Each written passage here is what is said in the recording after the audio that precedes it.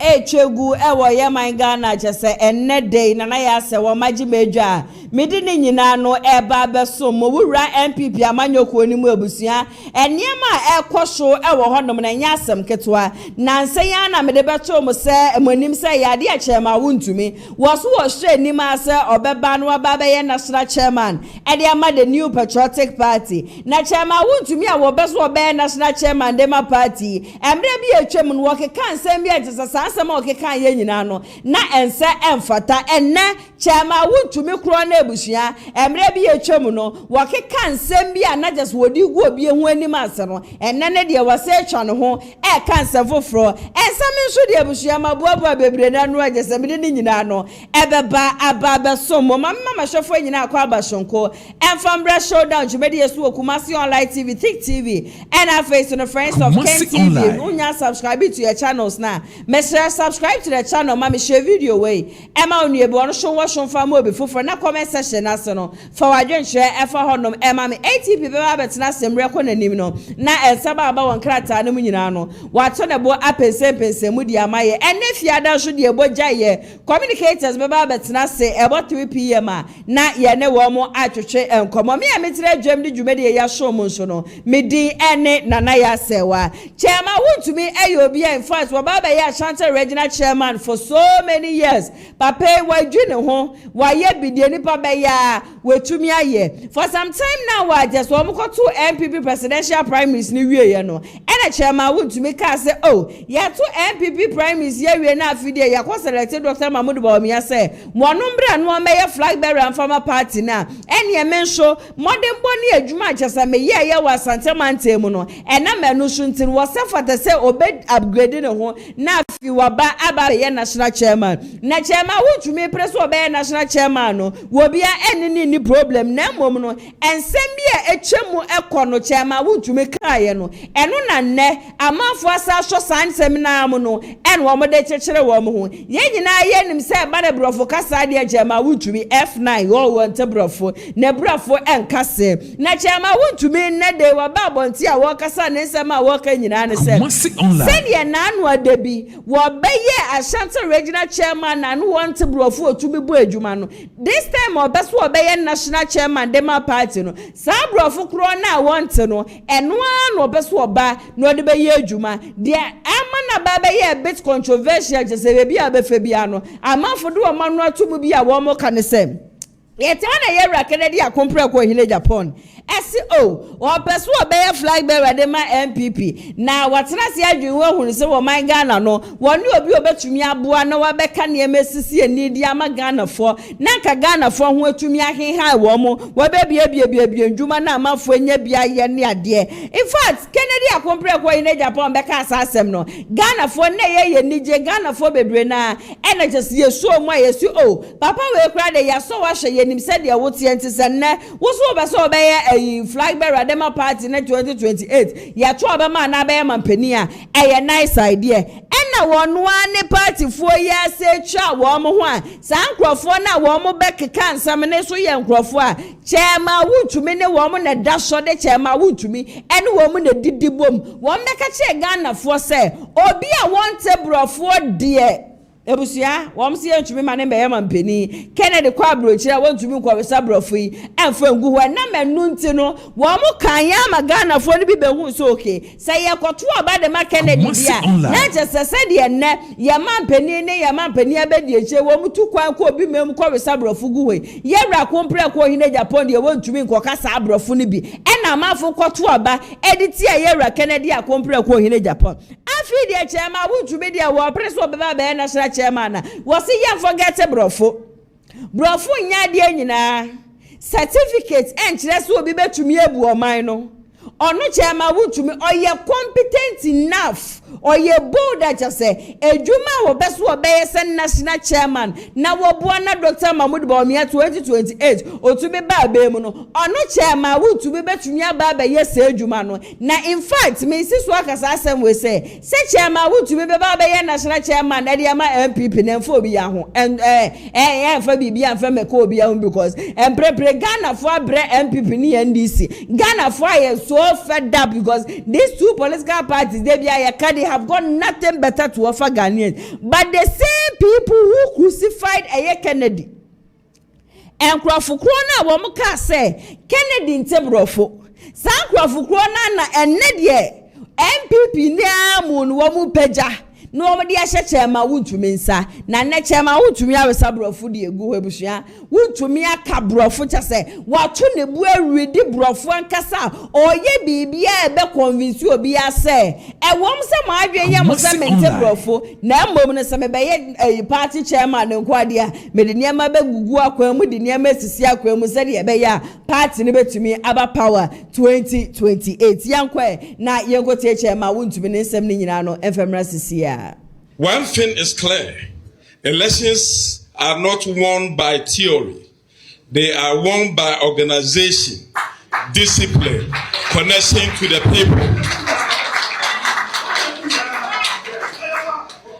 Let me also address something openly. Something people say politics must be led only by those with certificates and academic titles. I respect education deeply. I respect our lawyers, doctors, teachers, and professionals. What I know is that I can do the job. I'm not a perfect person, but I'm good to lead a certain region MPP. And you cannot judge me because I cannot speak English. What I can do is that the people, I'm going to campaign for them to hear me. They speak Chi. When I go to market, it's the Chi language. When I go to farms, it's a Chi language. When I meet the students, even it's the Chi. So, don't use that English to bully me. Uncle, please Kumasi tell Online. us the story. Agenda 111. All be lie, all be lie. If it's About 30. Ebusianti Chema Wontumi no. Chema Wontumi say enkrofo ajeso obekọ wo mo nchen akoye campaign e de akere wo mo no eye twi kasa e no de bekọ akoye campaign enti wono Chema Wontumi emfa ho ni obi a wako school emfa ho ni obi a wonko school emfa ho so wo certificate say wo ni certificate ne competency ene betimi ache so wono Chema Wontumi e betimi aba be national chairman e de aba the party anas Wontumi beye na wakasa asem na amafo boje ne so amafo bo sema nam say Ghana kroye ebusha ye wo mu ya na Chema Wontumi peso be national chairman na ye wo Ghana foforo Ghana kroye anka ye Kennedy odi chi be ye campaign sa Ghana kroye the same country.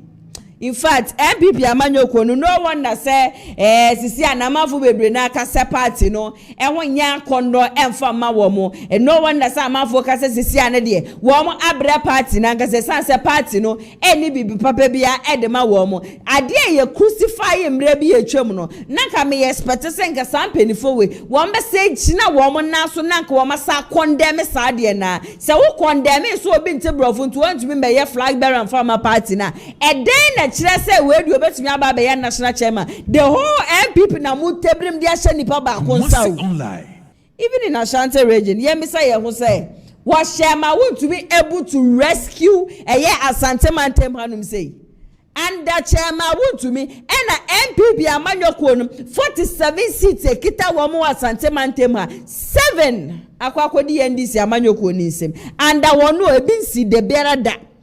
Under the same Chema Wontumi and MPP amanyoko mu vote esuti who Asante Mantem ha ono de yembo semi fama no ono de yema na kwenya no be national chairman na obi a ono wabua party no obi a wa sacrifice the ama party no obi a wabua amafo wo mo kranya party ma nipa wayi ni bottom sika e de abua Ghana ne de wono de yeso wonye papa ono de yesi bibi papa bia ntumi bia firi ni mumma nti yanto ne nkyene ba edu Chema Wontumi so de a yemo na baso etoje mu a emso adwuma ko bia da romarande midi shoulder dwumedie no eso mo eye Lioness Clinic GH me ba cho yade be na da so say yes for this gonorrhea candidates awo nsensam ne ade nyina no measure so beba behu o bema weduru a ebetumi aboa na etu yade ne nyina ase ede free honum free consultation Mondays ekosi Saturdays anopa 8 a.m. because enwumbre 6 p.m. mo ya available nkramantem no mo sprinters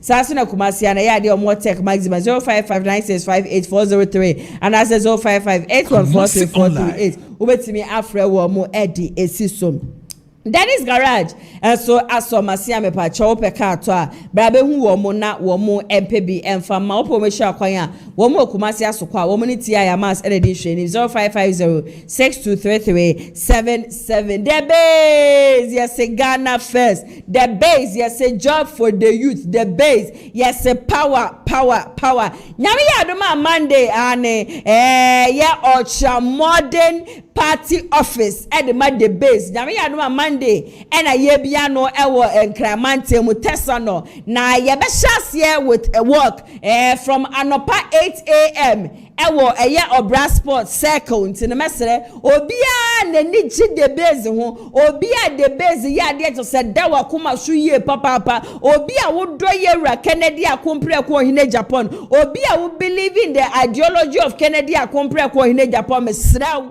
nyame adoma Monday yi hu mfiri mu ye nyina ye hia mu obra sports ye nante enko sitesa no na ye nko bie party officer no nipa betumi aba ho aba be register officer ye de ba be di the base juma no ye nyina ye mpie mu honom ye no mensa kakra ye ndidi kakra ye ndidi ye ho komo kakra na ye ntie empanifo ensempa wo mo wo ede mayen for the base kwanya the base eba be fa so na chese ebushia abeye political party wo man in fact man dey who you who free mu na wa ha ho na me so ada ne dey nyina mo be so sempa na ya se wa me de be so mu a mo da makoma shonsho no me remain life from circle or brass sports ebra ye she work na sia e de akwa akosi eye tesa no ye akwa akobie party office me say se pinimpo etofoma update ni ade nyina no ye de bema wanu nti besre wonya subscribe ya no subscribe de ama me mo so adade de nyina mo be sha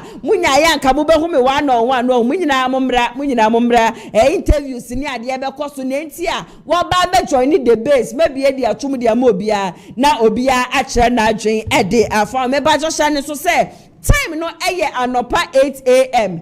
anopa 8 a.m. na ye nyina no ye pie mu ewo second Monday dia me ba jo shoulder ye metna studio me ka say ye be dwenje ye pipi ni ndc o da be Monday dia ye dedicate the whole show ede ama eye the base and ye dedicate ama the base ye ba be pie mu so won kramante mu na ye de niema egugu akwam ntiro bi amra bi be kire wadwo be so friend pedifo na no mo twetwe nkoma na so obi sa bibi fa ho a me ba cho 0550 6233770550623377 obese o register the base nso a the bacho number ya mabobo sodi amawi wo franko ade ampedifo beje oso na wo mo na wo atwetwe enkomo ewo the base nkomo ya mu na eye apostle Paul Kofi Agyapong wodi nsem ya tudwa nebusuane se wodi atudwa ne se nyame ya adoma next year na Ghana nya 70 years Ghana nya 70 years na so Ghana na agese yetimu no bibi ankwa na bibi amma insuobu ode enna kra de bushe dum so so wo mu di prayer wo koka sisia yesie edum sesie na so wo mu ya wo se edum so na aba wo free hanom se mbedu ha ya we be ba ho so no na yedum light according to Apostle Paul Kofi Agyapong o se Ghana yansesa yansa no ne yeka se ye ja se MPP ni NDC sa two political parties wo mu nkwa na wo mu mbra ne ade a kuro na yetim na busua ebebo enutina ne the base aba say yentina se na yenhwe se parties mienu wo mo destroy Ghana sa na mbom no wo mo ba no ma ba be rescue wo man Ghana na eba ne industrialization nso dia wo mo dimu ntintima eba ne se yemia biadwuma wo mo ya de wo honom eba ne se yensi hospitals yenton panfengu hospitals yemu amanfo so wo mo ya de to obia wo nya be join the base no obia mbra na obia embra be join yenko na yenko ti Apostle Paul Kofi Agyapong na somebody atudwa ne nyina no enfemra sisia Kumasi online me nuanu adofo no the base ni nya godie eye nibedie pa enipa ya dwen ko benkro se etwase Ghana tumi sisa ne ko na nimagina fa ko ache next year near 70 years mo hwe hwebrim enkuntabuo mu edie pa de wa ebetimi de ahwa ye ho se omanya edi 70 ye hwe hwebrim ya dansie nye ya kwan nye ye nsuo sai I mean aden edie nko it's all about leadership and a genuine political party that is not empowered to enrich themselves but seriously to build a country and only can once them entimetun safra sofo any a Christopher any Muslim say and nam say gidie ni osumi trene na nyina so gina so ntino wo pe party pa at this particular time mebeboa wo sa any the base momochi number register Apostle ebinom say mo Chedder the base ni hunahuna MPP for mo de Honorable Kennedy Agyapong hunahuna MPP for the time bi be bakra no base ni enko ba bia saa mo ka saa de no e bonkrofo bi kura hu ma bia obi a so ba be register kro ni so after all ade no kra no e bia mo ya edru ba bia mo gyan enti sa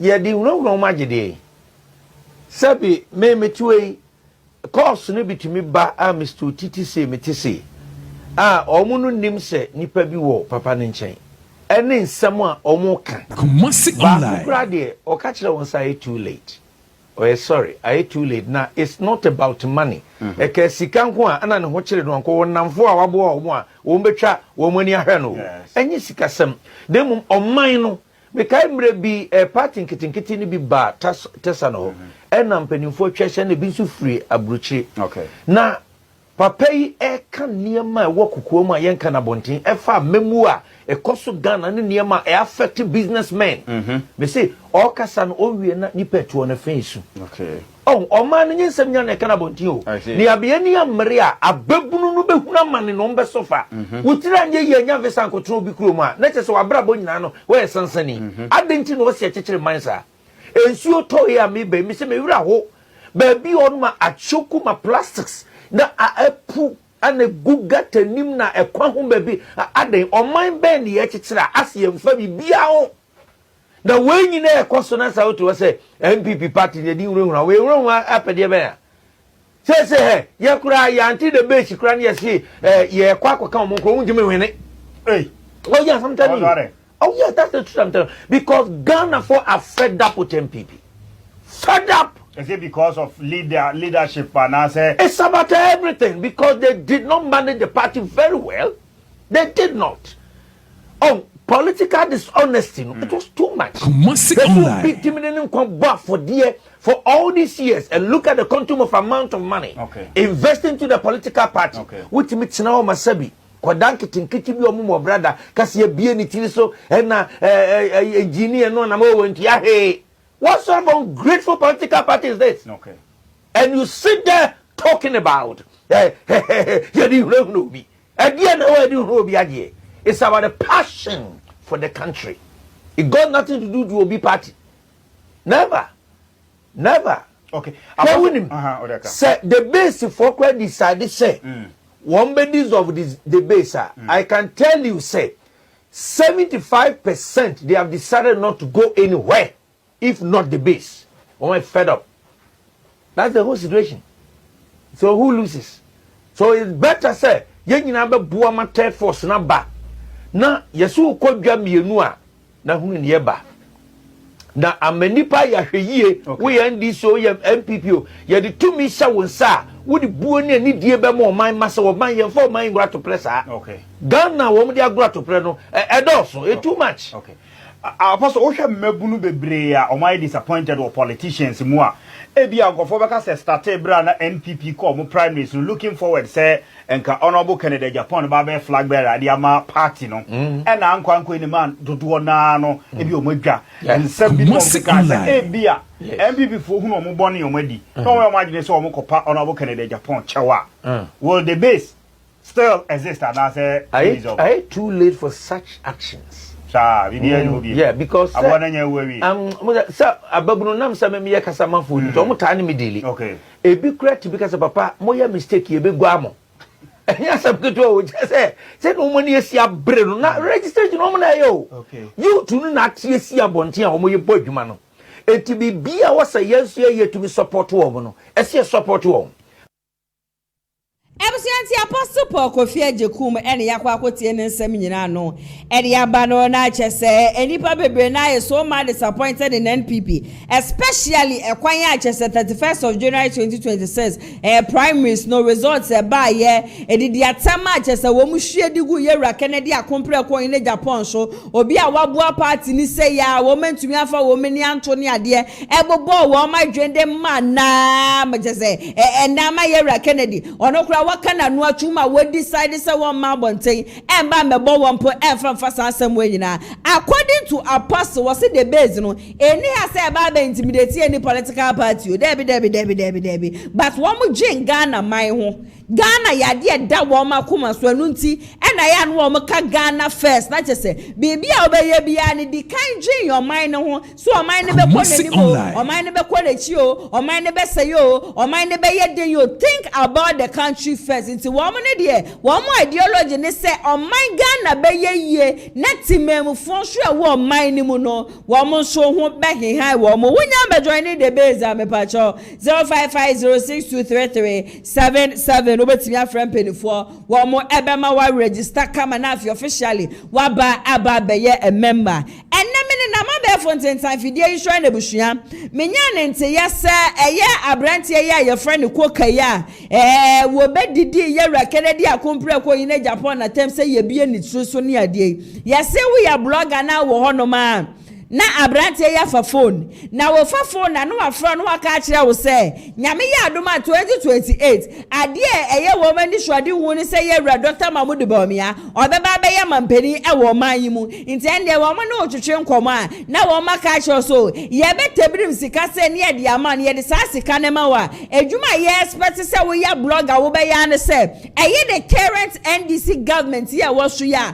ye mampani His Excellency John Dramani Mahama wo bu propaganda bechechire niema woye bibi na yakura bra bedane bra bonten bebobo wadwen be kansama ensam fatane ade nyina fa bra begu eye NDC amanyoko nenim ase na yese koka kro ya wofrawa or the Dr. Mahmoud Bawumia eneba na no na bloggers bebre na react to it na me copy eya Amara Shako video so na me copy Amara Shako video so no na wo ba be ka say eya de akoka brantie yi ofre no da bia me betena video manum say ya me ka say the current people as say wo ma ba be join MPP no they are the ones destroying the party me ka wo bi ntemase kokai oni bibidio e confita na ekuno into the moment obenya pani bia wonim se sa pani medi nachi anya hwe no obema meduane edi no obegya yade bia wo ye bia ba bedi pani nachi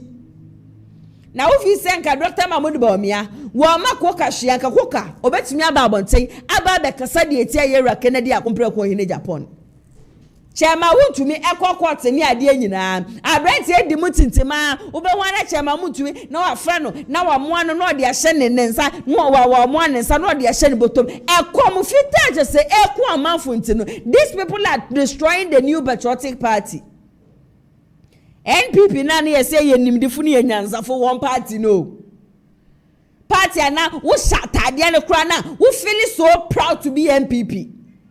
And na sankrofo we abeboria party ni mu they are destroying MPP and I still don't know why here Dr. Mahmoud Bawumia we ye flag bearer onu nenim na wo ballot paper so ye beto aba no Dr. Mahmoud Bawumia is refusing to see say these are the people who are going to make me lose 2028 election. Sankrofo ye wo mu di Bawumia chi me yo twi nya doa bi enfremfrem wona wo mu di de chi nya sankwas. All those following Dr. Mahmoud Bawumia, woman you know say papa ne political career di amano. And this man is refusing to see it. And nothing I'm maybe me because say Dr. Mahmoud Bawumia, I don't have any personal problem with him. I always say this says I am not affiliated to any political party, but I am that person who stands for the truth. Bawumia cannot take decision for himself.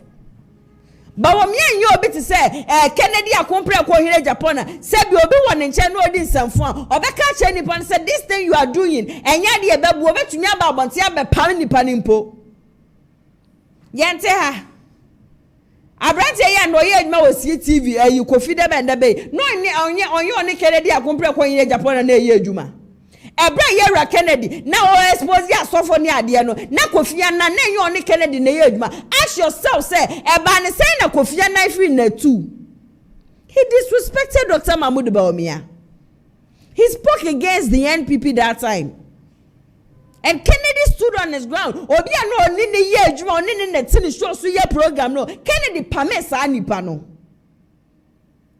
Alex Tete now before the primaries. Oba Bontembe ye niema ensem fota. Kennedy stood on his grounds, confronted Alex Tete. O magana hafo nyina hu se ade na Alex Tete eye no no Kennedy akompre ko hine Japo. Oni mo hwe no mfo aso.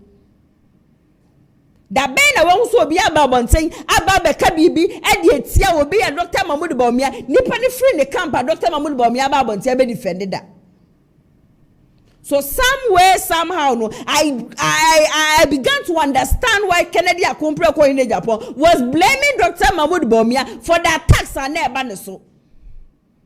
Cause at the end of the day obi ba bonten no be na tabo obi ba bonten no be ka bibi di tia Kennedy but we mean to me man bonten me defend it. He rather came out and told Ghanaians say onu nenim na wo ballot paper so nti yen forgetting go for one chain na yen to aba ne mfama no. And then the same coca croyao. The same coca. MPP na kanena kama fujane be join no. And then you are organizing people to come and then do what? Womo me say, womo me ka bibi feme gu ndis n'anim ase. Ye party MPP pa ni. Every be na MPP bedu say. When did MPP get to this point? Because I know say MPP ntesa Kumasi online. Enyansafo ne anim defo party of intellectuals. Now who so be so MPP nia, you check the class of the person who say yes. This person is an MPP. Obi wo honam kra onyam bie na no kra nka asem MPP ni o. Wo hye na ho fama ne kasa ne ne yempo a. First na ye ka etuhwafo ne ade a na ye di wo mu nyina ma NDC. First na ye ka etuhwafo say akwa we de nanu so so akwa de oyi obecho sika obetutu na ye point say ND obeye NDC ni pe. Ene ba ne sen. Ene ba ne sen den na sintia ene MPP ene amanfo bu party no ene sa party ne na akwosesa nkototo fefe wa bi e dia ba be wura wo mo say party no. The young one was a sign ye me koso ni ade nyina mpedifo aka wo mo anu atum. Mpedifo aka wo mo anu atum. Eno ntina ye kwachi ya bronya DC make cha Alexander Fenyo Markins say defending abronya DC he should be careful. Cause Kennedy ye de chance ah. Na so aseda abrante ye de ma Kennedy ye den. Kennedy defend ya wo defend the party ni na ya asem ketwa. Me metra han ka se Kennedy ya kunkura na se Kennedy de boni bi ene ne wan na se fonso bi ene obi a won ne so but everything almost 90% of the insults I just said na amafu shedi gu Kennedy so yina he was defending the MPP. Were they able to appreciate him for once? No. By the end of the day ye de ne ye de kra bedi na tem.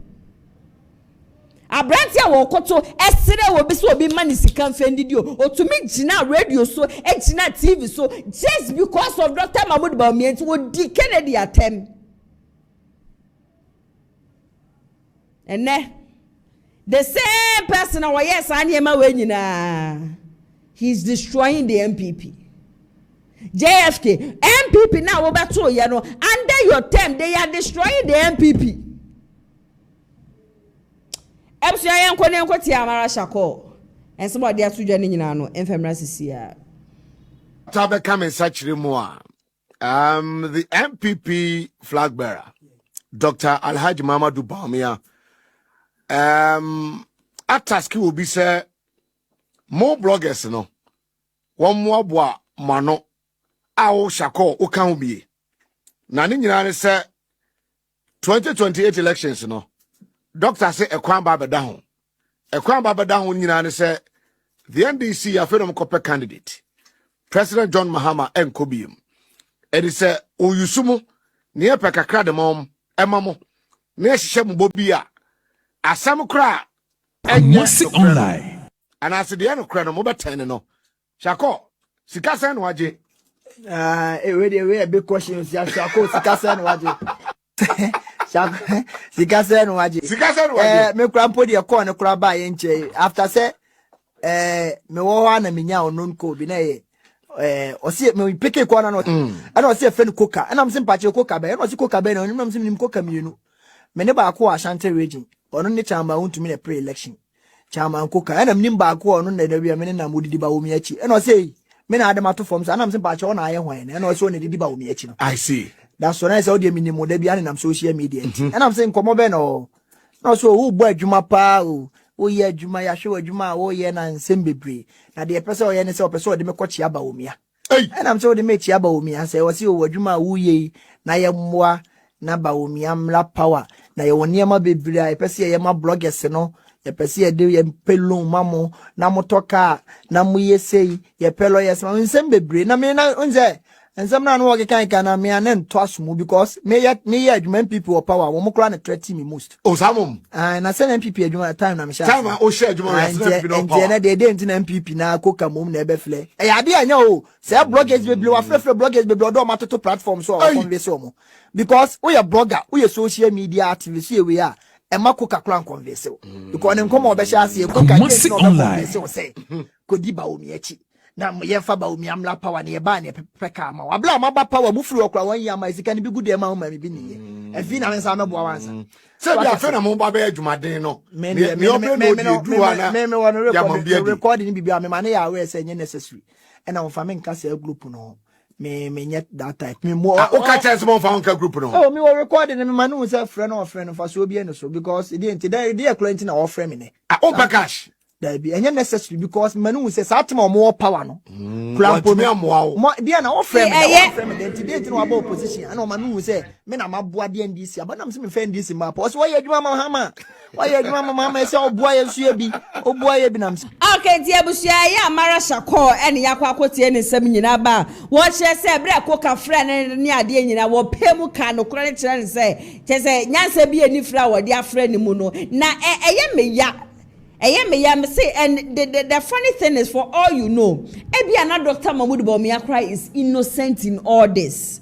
Ebiana Dr. Mahmoud Bawumia woni masemi hu hio but a son say obi anim say koka Dr. Mahmoud Bawumia tu anu wetie mu nti no or the number be kan wona wo say party ni di and up to now me so ko social media no so the number of bloggers are wo kasa ansam we na nyasam ketwa enipa eka said ye koka afrefre wo mo e peso wo ba na wo be ye propaganda de ye gesi NDC said ye be ya MPP baba power 2028 na nye de blogger bi beka na obi bekwa akoto abawu nipa nankasa hwe na sitinemu nti me edu election day ya me metene kunwa we mu nkon kanche obi se kwana koto aba na ma MPP na kwana koto aba na ma NDC me ka kire wo bi ase hwe wa sitinemu hwe wa brabom wo hwe na se wo to be provide 3 square meal a day de ma ho wo ton ade na wo hwe na se ye to wo to me ko obi me mu kofa ne ma na se dollar na ye kama de ma wa hwe no so na fe koto aba to hwe wa sitinemu na ne ma nko yie ufuka na se wu to me ntua when we are no mawie teacher chwe na wie na sinchwe na ni ade etifie nya adwuma ya na wudi kokomoti na kwa kwato aba de eti aba na etso no obi na emeye propaganda emeye nkusidwuma efema MPP ba be mu e solid yes de na mo be ye de bua wo bi a obi na embe jai de wo ye no me support na me amiti hebu sho obi akra mfre me because obi anim say Dr. Mahmoud Bawumia there is no way I would convince anybody to go and vote for him to become the president of this country and yeah da ho not because I don't like him not because I feel say he cannot become the president. I've always said this and even Dr. Mahmoud Bawumia ne nkrofo kra aben chairman who to be nkrofo kra babonti abeka say if Bawumia wants to become the president of this country he should sack the people around him. Ono ani nkrofo na anwada Rosemond Obeya na you former Dedema Dr. Mahmoud Bawumia ono ba abonten ene NDC for by o ma fa presidential staffer Rosemond Obeya abonten because he has worked with Dr. Mahmoud Bawumia before he knows Bawumia cannot make a decision for himself Debi I just will be a concern about me aye. Nyemi o Rosemont no be na beka ye ne special aid that time na MPP wa be mu ono ba abonte beka we jo so otena se dwen wan hu se debi Dr. Mahmoud Bawumia be ye mampani e be ha adwen ene odwa no ko share NDC oba ye na busua presidential staffer ye the stamp team so e de amano ye nja we nyina de wo fi nipa ne nchen ya beka che ne ye ntu anu ningu ne ye san kodi nipa nachi. Come on. Ebusia, metwaso de amamo de na che se atija tutubi. Na sa firing we. Ni nyina na ye I think enenansa starting from Monday mpo ena me de beso mo se yade a che se NDC amanyokoi wo mo chechechech amanfo je se sunya ne West wo mo communication officer baako aye friend no Amando ya che no na ni nyina no LGBTQ post bia okomeki ye wo social media ne show ene ade no nenam show a ye de agrabe abrantie in fact JFK akasa bebre no ametena hamede ne sembebre na ene de be show na no ena tija kase na adenti na afa de nkrofo wo ma hyase a wo mu ye dede ena ye ba be mu a ene ye ba be mu a ene ye ba be mu a ena NDC ye be wo mu bi atija se menka nje mu nyina asese NDC amanyo kompo no wo mu twawie na se 2028 do a de base na e ba be mu MPP nya de amoba be mu no ma ba be pay obi abak wasi mu meye bibi amfe mbepe obi ya back e wo man mu mu ankasa mu niema mo yeye esa mu twade to honom no eno na enne sa esa ni nyina di mu chi no ene yedidi atamebusua wo mu didi yewra kanadi akompre ko hene Japan nyina atija akasa de afa wo yenko na yenko tie ne nsem ni nyina no enfemra sisia sasa mo me Canada akola ketwa oso wa mane ma menna no bent one pan to dafobia Fati comedy na ni page so omu be twa president yiriti ade asebotom wo se me yanche no MPP nti ma yanche no abronya gina ho afre court competent court of jurisdiction or friend say kangaroo court judge adina asem abua efono also we are conniving with NDC and all your NDC begin. And we are there. And your contempt. And the Abronya so semra. Abronya ne papa ni Akufo-Addo. Abronya can be near your constitution. And to yachi Abronya enye just to call you Nanabi 2 musketeers. More da. More da. I'm sorry. And now yanchi obi wo MPP party because Basintelese Bawumia wi prako yanchi no na Bawumia oni prako Bawumia oni whiskey Basintele kaya no so mo fi se ntro no twa ya aden na mwanche no oso che Ghana mra anama ma challenge no Phobia, ana denti na man challenge no. Munim sa asem na all kan nya no kre. Na se kotia Ghana mra. Adenti na man fa na nkogina court. One challenge no. Na nei. Ono de yanche no, Akufo-Addo anche no. Boy na no ko OJSS so say senior high school odidi Akufo-Addo atem na omo che no boy no wen. Some young guy na or say offense free education then odidi Akufo-Addo atem. What the boy an kabiem. Dabi. Owen. MP before Owen some boy no wen. Boy ya no trot on some social media so young guy. Yeah friend say. Young guy be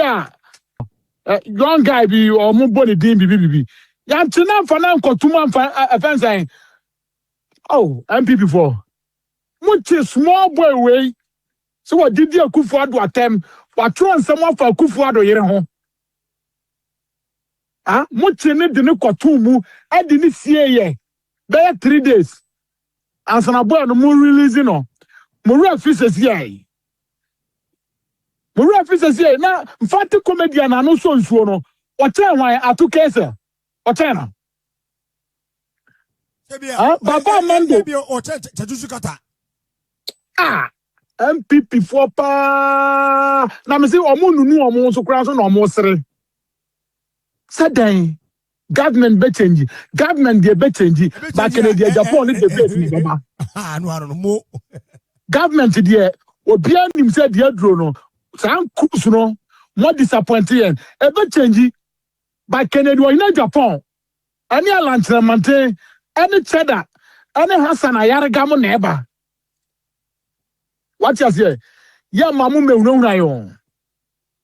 Na so for dia de musika. Eno aka kire mo say NPP be say amba power. Mon kwaje mo ade. Na yen Ghana for no yen ne eto aba no. Yen Ghana for no yen ne campaign mamo no. Mo yire mo mamu ye say. Mo wa rehemu say mo ba na say ya. Na Ghana ne mo dia. Muni mu yi ake agifiri mu nsem. Sabawomia wo nyansa yade extracting economy and kase di free 3 cedi ekodru 17 cedi. Sabawomia wo nyansa wo de strengthen economy na ka inflation free 3.4 ekosi 54%. Bawomia na mo friend economic wizard no so wo nyansa yade strengthen economy na ka interest rate every 30% I could do 71%. More da. MPP for. Me say more da. You guys should wake up from your slumber. More da. I'm moving to Ghana for your name Jimmy as usual.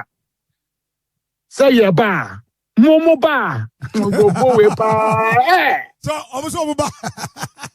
Momo ba. 2029 mo ba. Me na also akwa Jimmy. Ha. Fobia Grove we pa. Radin Yankupon. See you about 2029. Not just the Aqua we pa John. Jimmy. Of course, Fobia said you know. Son was here catch the war. Now someone from Fueke, it's a gun or more better kafa. Say your bar. Government change ya. Ya try one more. Me say 2028. Ya try say niggas no. No more babemu. Okay, busia enti atija ena yako akwakotie ne nsem nyina bana chese wo tutu bi style bi busia enya asem ketwa ediama MPP amanyoko na nne wo mani abedi a chese wo mo kire se adanya ba ye chese wo mu intimidate wo mo na nne ya chiwe no ogina ya chiwe ni ade wo mo so chese yaudi a chese party NDC for do wo mu FM no enya de ye kam wo semasa ye wu bi penyo ye nim de mo bo abemu mo ba ye nti no mo so na mo decide send de amafo be kan sam na sam nji obi na so abawe ya bana send de so obechi obi send de mo ni akokudo sam baba abonti aba be ka bibi na mpo no at the end of the day imagine yam say 2028 MPP mo na mo ba dia mo ntum nda esansen ya de besi de biara da edwume ko bia da roma na enne ma betina fidie ma no say ya jeseja me dey show down today no so more because say hana ATP aye ready and some aba wan krata ne mu ni ade nyina no wo ba aba beto ne bo apese ni nyina mu ede amayenti ma me ntwa me hu sima enkwaje aboa fon krato FMRA sisia. Okay, so welcome back from that quick commercial break. Products are here and me pacho opeka na to our friend and his garage wo menye bi ede ama saso and ye wa pom de hu sensem so ambacho contact ye Lineage Clinic GH wo monjo so shonko mo ma wedru a ebetumi aboa na etu yade ni nyina de asie free hono wo product bi so obese ye bo hu de roma we ni jujumedi ye hu beso oba na beso ya senso a me pacho no so 0550623377 aye bejo so shonko ma me ma ATP akwaba ATP na ya sewa bibi aboko yesu adom na nso e obo ade adarma menso me ho ye pa nde boja ye de na eko wakina na ya boja ye na mamemfa ye ko weekend de tie bia no side chicks no mo be kokoko mo penafo na se Salomoifo ne be papa ye na ya eno me na social media yi so na me hu se ma me panimu bi o ati se na nifie na kwa animu kakra na wose ni kunu friend se ja ene de wontimi mafie but ni kunu no taye saade ye no na wode ma hu se ya na ja okuhye ma ye yi ho no mu bi na we no wotro se wode na ni tete foma no hu ba bia ni kunu no hye sana ni kunu hye side check dem ena ma mi si da bi eyese me kona me ko hu de ekoso me de mani we ko hu de ekoso spele lankasa e wo hono na abra ko duru wonom no enso bo wo ben kasa pete wo so men check do ya bu na ma ni kokoma na se side check for no omo kire se side check no abo men check na wo ko so ni kunu no ehye eye side check ni dem a na enso ebe wo kunu fa wachi a say we de nka ye wu no kunu ntema semo dem so person ohu de ye koso opese onya evidence opese onya prove no na say divorce ni ba wo betim de chicha no and then ATP side check for na aba wo mo hu de na nya asem keto o side check for wo de o nti say wo kunu fa wachi na wa wonne na nhye dem na wantu ne fo we de kwakwa kura na so no otini fie na waba e bia na wo ye bronfo a obede ye huntu we de ne kwakura trust be ngosi aga pe de wo de fie the reason I work as a side check for no mo board ni say the moment ma me do fie on ma wo hu side check no side check ni nya board onya kokodo ka je wo kunu wada that's wakwa esu wakwa 50 rounds why am wa sepa de ne mo je say ni na emu asane wo dwedwe ne ho enes ma mi ko bie so ti ya bu ma me na ma ne ko ko na wakoko ma wo hwe de nani nyina ya na say next time no ene serious o na serious onya agro where am I? Nani na ohun no. Abaya na susu. Baya na me ma no susu nim so wo yire. I am so sure so say me sure say owura hono ma o say wada na na ebia wo sha say so definitely ebia na wo men check ne so no wo be ye bibi me ku ko na me ku fa me chi a say ne wa wo ba nchia wo na wanya wo sika na so wo be fa mienu be fa miensa be fa na ya ka ho a me a me ti he me sika eti sika de yo wo no mo dia na so mo ya na ja where you want at the end of the day no we was sky we be ahia wo ho a ni the moment a be ma ne be yeso wo ye yi bi na sister we pe wo fie bi we si wa pe o ka bi unya wo ntafo bi a etipi wo na akọ no ene bre ne sane na ye ma me no ma wade ne tie no enye no nye no ne be ma be si aba wo yire pa wo tumi yi nanim kire aha me de ma wade ne so na me do Uye fie ba. Ititira fie. Ude tire fie. Masa and today I'm going to tell you the truth. Some men are not worth it. Be maybe wo hono ma wonye worth it say obekwa kwodi ejema ye ba na wonni nyina no e de ai se bi ni tadua na mu ode senya e na me nsu ntu be ma obi aba betutu si nyina e de afiri wenu. Mam no onkafra. Next time. Ukunu fa wechi a masa wo na awade no ntumi apa ko ne ma na ko. Ne ma na wo ko fie. Bana na ya Ozi ya na ya. Ya de na tipu be bra na the end no na ya wo se what it scam oba foforo. Tipi be ma wo pemma. E na ade ba kwa ya na ya ne se ade e do ma ha mu adome. A mo peso mo betu zipu ni. Wade kwa ha ibia no akote yare na ode aba besa. Adan obi ka kire me se won so na wo mu tadua ne bo ho ketekete na mu adwuma wo so kwa no mo fa wo mo yiri no mu chimire me nka ahwe tipi yen konkrata ni mo ade bi foforo ho na abrante bi efe na Ebenezer Frimpong bonya 26 years na me we die me sure say ni fi abenfo na ye nsa why dey enkawie ai na wo musa police ka vehicle bi si wono na wontwamu nko obabi driver yi si ya pe na abrante ya kwa akotena ken na aspaki a wo sene no na ya se wo me de we si we de fi abenfo a police for car esi ho no na ya se wa na branch e wetumi enya ne ho abetina police for car ni mu akuguduo vim of the Lagos abes park car no etumi ko eja police ni ne wo no eja police ni wo na ade ba kwa me ka se eyefia benfo ni se wanya ba bi afa na ni anchiro eye keti akwan so na ya se wa tinye ofi abefu wa kasa no pe wura bi mo fa na minim se na wo ko wia kai wanya ka bi onwa sa police for ka na minim se wo de koya lobirari o se de you meet me hu so ko twitwa na we tram tro de a kira manfo se bia wo ye police ni na wo peso wo kira sa ha nti wo mchi no ketia onam kwan so banatin se so for lie ho ba bi no ene se mo se masa we na wo da be na be ye police ni na ni pe yi pokura na eja wo wetime yesi encareer market wo papa yesi okoto ade aba na akwa ne betu ka loro ne ko we dia police for me say mo vancha no ate we pesa Catholic hospital bi na ye pesa spiritualist bi na won hwehwem because ATV we dia nya kwa enti fia benfo we dia nya kwa enye fia benfo anka de ebiem ATV kwe nana ya na mama mfa the inquisitor emfa hye krata ni nyina se na obepiem e wo krata anim kama na ese OSP ankwano mama mra so na mekwanu ada na nkrata bebre na e obo ho amane se esi na oni tumi bia so obeso nipa esade na kwa kogina koto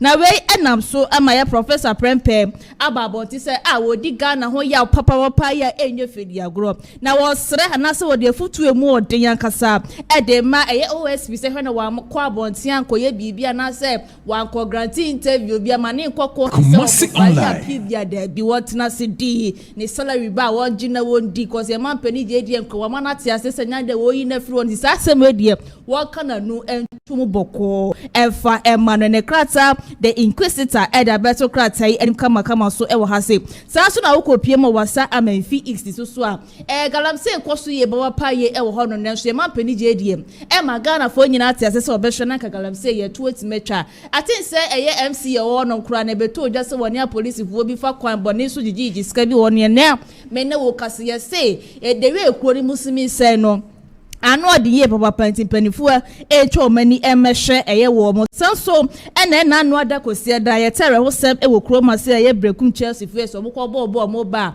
aye akrofo church amoafo bi ko tutuo e de kwabo nyankopon ya dom twedi ampon kwa me wa ya dom papa ye am yati machimu enipa mienu a ene the inquisitor e de ho mo mfoni ababeto krata ye nim kama enso e wo hase me di diligence e de to so na we pm enso e wo krata ye so anya elchebia na se wake up ne ye baba beko ai elchebia ne edi samanu ko no edi sikegu akwem support nipa mako 800 so mo do mo ko ana mo akwa support Ghana se de be o my Ghana ye betimi adi kuruwa no edi ababa we piemu e wo my Ghana mu se ne krata so ebo ho amane so wa se wunya bia na eja wato obo ase no akenka ni nyina bi kama so ede amaye so na eye enale for penny na wo kire mu kasa amafo bebre na ni dem social media se wa ya rent da ma no ya mani sika bi rent hu sense bo se no kura bi anim de brada ene krata so ede ababa to so na ya attorney general ene OSP se no ne ba be take over ni case hu sense bia no ba be take over e wo ho a krata so ede aba enra it's a Wednesday no NSS wo mo pa free primary health care no ho entoma ne NDP amanuko ni because ase man pani je de ne ma pa ese NPP amanuko no boss ede to wonom no ene bese o branding ne foforo ne krata delegate twa ye man pani je de ye ma ba beto krata ye nim kama ene krata so ebo ho mane so ewa ha me the custodian de to so now be pm ewa krata ene so a na eyebnu east fo akuafo wo mo amudu aye cashew ene esue am say ma pani je de ma de ase de blue east ye akua wo hodum de ase de o ze utwo ye wani kura mehwe na cashew wo hodum nyina na propro eti bra na twa wani ebe hwe ye ni gisia na ye nyesi kampo kura fa to aduane fa ma yabusua endi ene the custodian twa ho foni so de ababa was also and a doctor ba omi ono in A2 franka no edama ye MPP amanuko sanso na juna poso ne foni eda hasen no se sia ne ye man pani ya be de chi se wono and A2 franka no de ma MPP amanuko eda ba so mo de natina de mo matete no ma prepare ne ye papa papa se nyakopon bo a 2028 2029 wono and e be lidi e yo my Ghana wo baba be ge o man pani akasa e wo kroma se ne krata e twa mo mienu foni poni foni nyina ba to ase akrata ebo ho amane so Hassan so and a KGF for Wama Tebrisika 153 million Ghana cedis at the Magiari for and nam tax a hood bebra cost so ewo chroma seno mudinina and so at the Moma Crata elbow woman and so Hassan so and I'll be PM Crata fire a tosso a yemi no so has a swap. Yes, a man penny dadako for and a daha and a watch him cast oh my Ghana Africa a betum pong pad yes oh my God, I didn't never bring down a guaquem ye ma a enyuma kasa ekoso ewo man ni no ne betima boa ama o man Ghana na Africa no etimi akoda ni one na no pensama the custodian so de ebaye so no mede the Ghanaian publisher de etwa so bujuna ponin sama woka de fa eye do to Frank Adama MPP amaniku na Dr. Baomia no se Dr. Baomia ye ka obi onim nyansa obetima bu o man Ghana ye papa party na se Dr. Baomia sinyakopo bo 2028 no Ghana fo nyina mu pie na mo nsa santene no na mo fa kokromoti power no kwato aba elfa no belidi elman Ghana no man Ghana fa enye elfa ne toma pa elfa ne kratai abo homane and so Hassan so and a brekum Chelsea ese na anu adro mo kwa bobo aye akrofo ekoche wo mo eshutu wo no yakopon abo atwede ampon kwa me adaroma yetimi achimutu and krata the Ghanaian publisher so so eka wasem so Hassan so na KGF for sika 153 million taxes so mo dey ma ye jari no and krata so abo homane and so ewo ha be the new trust at the to so and so be pie ewo krata nim so a na se Dr. Nana Ameyaw free fa and eka say and a watch mu eka say free primary healthcare ya abey I said the MPP amani edi samani ko sorry I said the national health insurance ye man penny ko for the buy na person mo branding no de ni be hihye na said the shedan ko bibia mo bu afu ye baba say man penny JDM one way to be creating the creating no dada no and no person offer and the no trust at their basan so and a bujuna pon sema welcome say no ma prepare man penny abedi cha na wonu ne tu franka e de ama MPP amanukuo no ye papa nyakopon bo 2028 na he emrika bia wode baba betena kunya ne so ne nyefedi agro eti Ghana for monya prepare 2028 no mo kwa abonti na mo dim kokroboti na koto aba ede ama Dr. Baumia ne kratai ebo ho amane enso wasanso na KG ne GR for sika ye de akoma wo the new trust ebo ho amane enso ewo ha say sanso na mede the chronicle ede etwa so eno so KG ne GR ho sensem na tax no da so ewo asia se sanso ena ye nkrofo ye se na anu adam ko tutuo de ba ya brante edom liki wo mo mienu fo ni nyina ede da ha say kama na ne kratai ebo ho amane se nkrofo we sai ye kanisa mo bokro no wo kroma se ye papa ukopie mu onkawe a eho ma bokro no wo hono ma enye fedi agro ya wo mro no mro do bebre won ma se hono nyina no mokwa wokro no e wo hono ma ene krata e ka ho asem enso e kwan mo fa so e de chiwo mu nyina the chronicle e ka ho asem enso e wo ha me the daily guide e de e to so and also be pie our krata so na se KG for na wo mo na GR for sika no 153 million Ghana cedis na krata e kan wasem so wasanso na brekum Charles ho sense mikrofo ya chi wo mu ai krata enso e bo ho amane enso e wo ha se sanso na no ada no na se chief justice Paul Bafu Boni no na se 150 anniversary na e koso no e na wodi tu dwa se se no mo de enchihye bebre na egu akwama ye behwe wasem bedi ko so mbehwe na eja oma file na se ometima ma aboa ma bibia koso wano akasa ede ama ono ene krata daily guidance so ede aba ma me for the metro lines and fansoring krata ni nyina so ne wo be pm e wo krata ene musoso a na se ye papa bi da shoro ase wo ko pm South Africa ye se papa wadi nyamela sema kasa e wo hono ma enye fedi agro ye friend Julius malima na krata e bo ho ma ne se ena anu ada 2018 papa ya bra na se ja wo ye campaign ya no pe no ko tuo na puha we nam so man panifu e wo se da bi obi a wo pe man pani adi wa sha se tuo ne tuo de kure kuta kra yen register we nam so from 2018 abesi e na me no ka se papa yi afa ni ya events ya di na ya ba abonti ya ise na ya jeri ni 5 years a wo ko akwa de me ne krata and so the abasanso na watch befi and anu ade be ka se wakoki kan semi da fa crop ho sense na yuta wokofo yi Eastern region ababonten omo baba be defend ye papa ye ne krata the metro line so eka wan se breku Chelsea enkrofo na kronfo ne ache wo mo ayede nyankopon asese ache wo mo ye papa ma me fa the metro lines enfa sore krata nyina na ya se wa enfa da ka nyina fa beto so enfa ma ye tefo ada ne da nyina no omo je brete Kumaso Light TV era face of face of Kent ye weekend best so say ja wo be sure husu ye papa say da bia nyakopon bo next week yes anso ebedi nhemu e wa habi na ya sewa okay ATP me da say Dema Julius Malima hu nche da nim no okay 2024 January mu honom ye Pan African Unity program be course wo man yi yeah free South Africa or baby and now okay ebra Chedder so echi say or per se or enra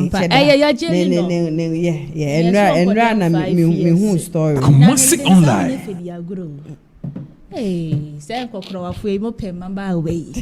Mo pem mo jam mo na frefre mo ni. ATP ba yenda wasiye papa say nyame ya aduma the base Monday ye nyina ye hie mo ya ntino ya shafo so mo nyina mo boaboa mo ho ano se de be ya ye nyina no ye be ba bepie mu e wo ho no me communicators wo mo atena se wo mo aye ready ye ba betwetwe nkomo e de afa ye manga na ho na MPP amanyoko ni ye dede na bi press conference akosho na press conference akosho no na bi echese eye amando ya wo mo eche nani ade chese wadwe hwa wonti ase ene wa kirekiremu ekwan ya wo mo fa so kotebrim ni free hwanyane ede ne bepie mu wonkramante mu na wono so kasa ni ade nyina no en wo ba be kase kamia kwa yese eye jeji ya chese wono ye fra no Justice Josephi asabre ni abre bia wadane particular judge or court 9 ya chese on ye MPP ni ya de ayese fa no court 9 MPP ni ya de ayese fa no court 9 na no ko be mo court 9 so de wonye boni bia na sa police fo mpo enka se ye nchi abrante ya ubehu ane se abrante ye de nakwa kotum se onkodem 2 weeks onkodem 3 weeks ni ade wo se ebre na NDC amanyoko wo opposition kum nanado mayen nyame kum nanado mayen o say your mind wa to sanyum we nyina se NDC amanyoko ne ye de soso chensei and the Dr. Mahmoud Bamia ye nyina yerim so ye kremoni one report Malek Basinteli wokofa ni mfoni e de pork kokita ni nsem ensama kase entra kase no wo mu chaye edugu MPP amanyoko nani masene so wo mo ne de esan se na wo mu believe in democracy wo mu believe in kembeba min kabinti no wo man titi obi na afie ba na sen ena NDC amanyoko mu ba ya obi bebo wampo a metebrim ni pay namle na kwa kopie mu okotena in fact na bi this time ne de nani abede yenko na yegotie ne nsem ne nyina no enfemra sisia na police eto nsa de friend che omra sunyane oko sunyane for so munim bibia omunim ho asem bia aka odisima kakra wo ho o free ho no mo sai di mirikasa be frɛ no esade ne ba ese o manyantie from Accra so mu hia no wonkran nti o mo nche no o mo chi abrante ya broman kan sem ya nche no ade ne share ka mu be don hwere nwotwe ade ne bedru nkran o mo di ne bedru nkran Online ena ya ko ho party ko ho the minority leader ana de ne sashe krata ase emiaji bill edema say anopa the following day anopa no 9 na waba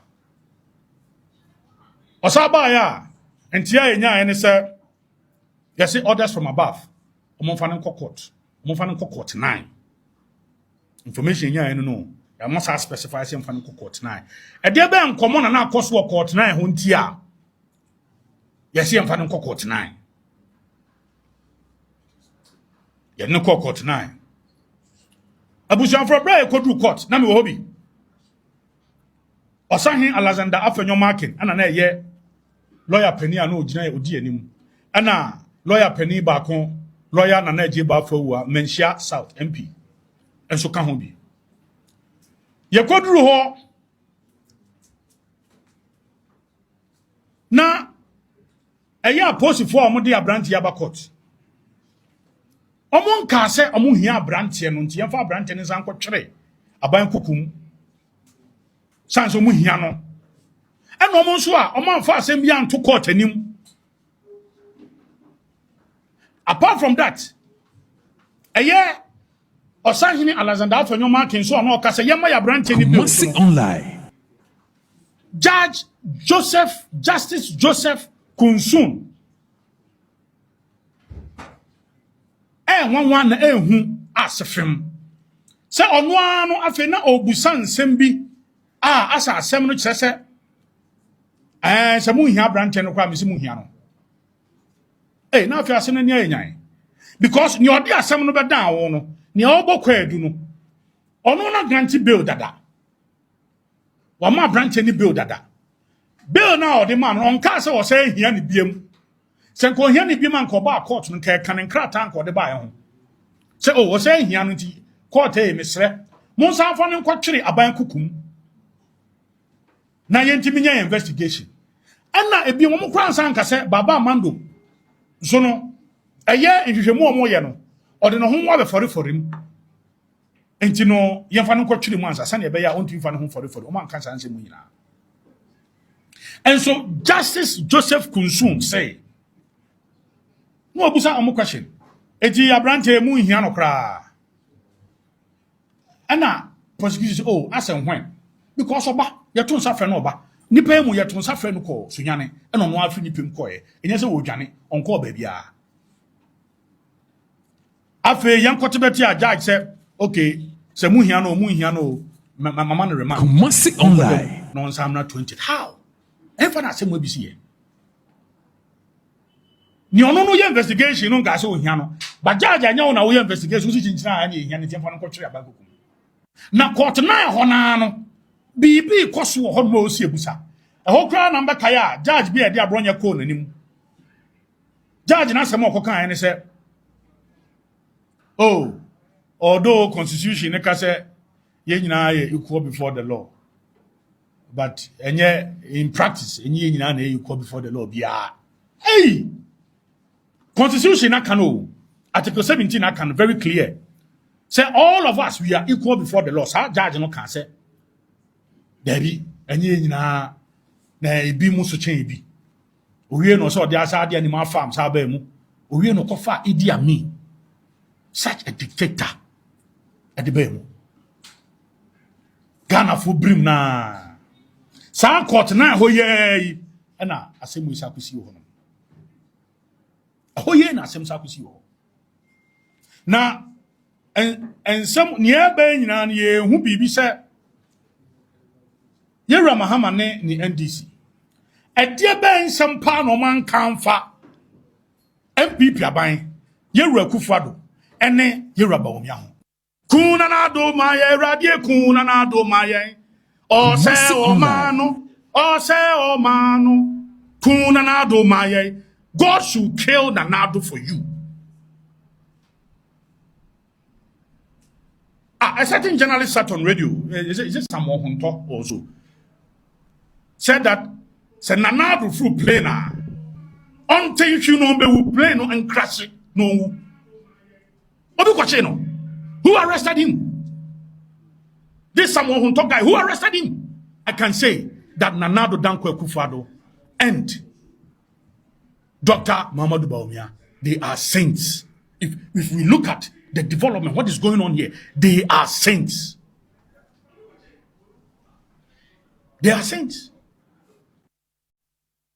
MCNT Nanabi no I see NDC amanyoko in opposition Womu ye niema bebra sa niema na womu ye nyina no MPP amanyoko anha womu anche womu ni ade na we de wo obi ba nu okoposi eyi picture keke the wig akwa share ye mampeni asa so the wig so akwa share Sam Georgia no nka echi eben na e wo sa asem we nyina mu na sabre ya be na boka say my communicators are ready and ekweku dan kwa ye NDC communication team member so na Bernard K Alexis one also NPP communication team member me no mo ba betwe enkomo ma betwe ma mu nyina akwa ba Kumasi online. Bia bokode. Adum na muso e. Ba dia adum enso ye hu ye papa.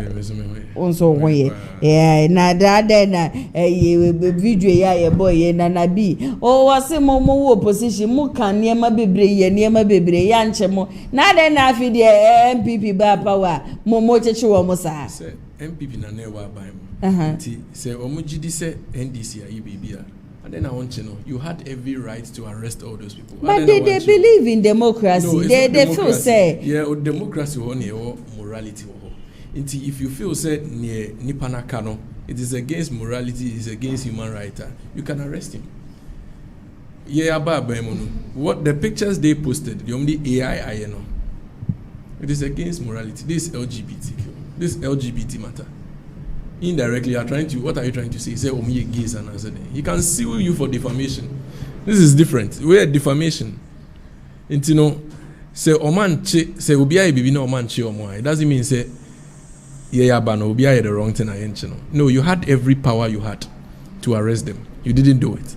And who said, no, why is he? And this is a matter that has to do with LGBT. We're defamation. Nipa no, ebi cry no could lose in the BB in the long run. Intina yachi but Imrani Ombedi the woman press conference is not what will solve the problem. They should go to court and just defend them. That's Kumasi online. Alexis, and this woman intimidating one.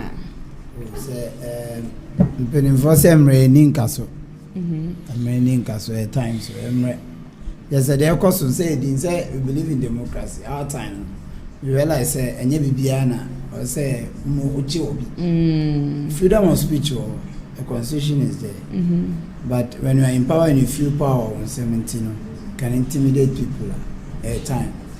It's a matter of time. Okay. They are taking note of all this. It's a matter of time. Nice. Most mobile be man. Definitely the same actually, thing. Me, I don't have the power to say that. Tell me, you're president. Okay. President or Oba. So no so on and call for probably or no so be appointing IGP or something. So when they also see something wrong, they can quickly prompt them. Say we or can say Monchino or yes, say judges and say government and my judges for this. So me I can sit here. It do and you can say most mobile na ma be farm judges. Yes, judges for somebody they are working. And to say me, I'm not to determine. No, I'm not to determine. The law will take its course. I will say law and I'm yeah. The time I hear Kazim Kumnado, no law in you. The judges were not there. And the interest, Nanado was lenient. I remember vividly say Nanado dan kwe kufuado. Before Sana Woba be frabe muno. Yeah, program be say and a very young guy be say. How does he take a criticism? Say obi can be edi etia na ban ya na ofele sama fu di na tema ma fu bobo my dream na ofele say in fact na do dan ko egufado edi anu ye ba ya mesho so be kam hono yakọ na yakọ akotie ye man pani dada na ado dan kwa ekufu ado esma odi tu dwa sada no efemra sisia. How do I keep calm when they criticize my actions? First of all, I think that that's a system of government that I've always wanted for this country. A country whereby presidents, people in authority, ministers, presidents, whoever you are, can be criticized. There was a time in Ghana when it wasn't like that, when one man spoke and that was that. I've never liked that sort of situation because I don't believe that you have a situation whereby one man knows everything. It's better to have a system where lots of ideas and lots of brains are brought forward to one thing. So that's the first thing, is that I approve of the system whereby people can criticize the president. So if that happens, it will look strange if I start getting agitated when people are criticizing. I'm not God. I cannot be. None of us are. But we do our best. But criticism is a good thing. It helps you sometimes see things that you yourself have not seen. It opens up different perspectives. A lot of times you can disagree with your critics, but sometimes there's something in the criticism that is of use and of benefit which you can use to do. So that's the reason why I don't get agitated when people criticize me. I think it is their right to do so. But it's just as if it is my right also to ignore their criticism if I think that there's no substance in it. But that's the system that we have.